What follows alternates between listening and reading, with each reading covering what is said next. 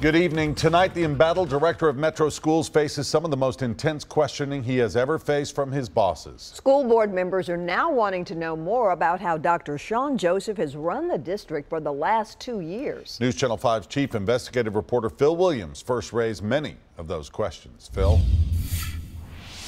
Well, guys, 2 years ago, school board members were saying that Dr. Joseph had full reign to do whatever he wanted. But last night, in just the second meeting since this year's elections, Joseph faced repeated questions, including about an issue we first revealed some time ago.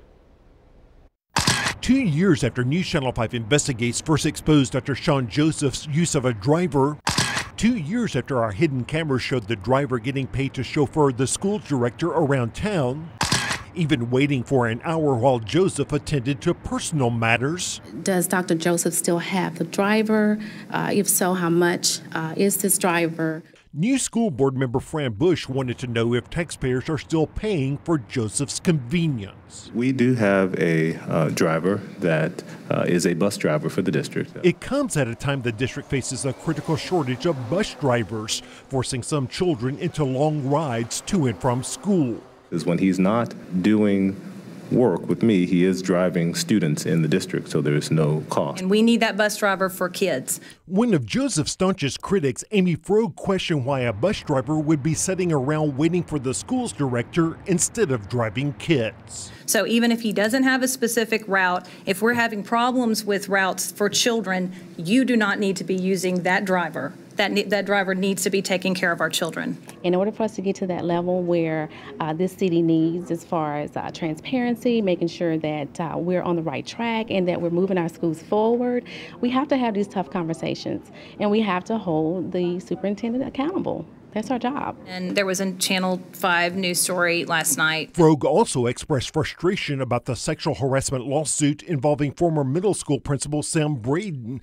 After News Channel 5 Investigates first exposed the scandal, Joseph and his team assured the board there was nothing to the allegations. Then this week, we revealed Metro lawyers have now filed a response to the lawsuit, saying many of the allegations are admitted. But it concerns me that we sort of had one presentation with the board and administrators in the room, and then there sort of seems to be a different take on it now that it's in court. And after our investigation raised concerns about Joseph's handling of an Overton High School teacher's outburst with a student, the state discovered Joseph's team was not properly reporting teacher misconduct. Board members were told that the district has recently submitted 22 misconduct reports to the state, although Joseph has continued to blame a former human resources employee for the problem. I just want to be careful that we are not passing the buck and saying it's somebody else's responsibility and he's not here to defend himself. And it's time for us to get this right. We have not done this in the past, and it is time for us to do it now. Now, the newly elected school board chair, Sharon Gentry, suggested that many of these questions needed to wait until the board meets to evaluate Joseph's performance. It should be noted that Gentry was supposed to be heading that evaluation effort, which is now months behind schedule. We're posting some of the school board members' questioning plus my past investigations right now on NewsChannel5.com.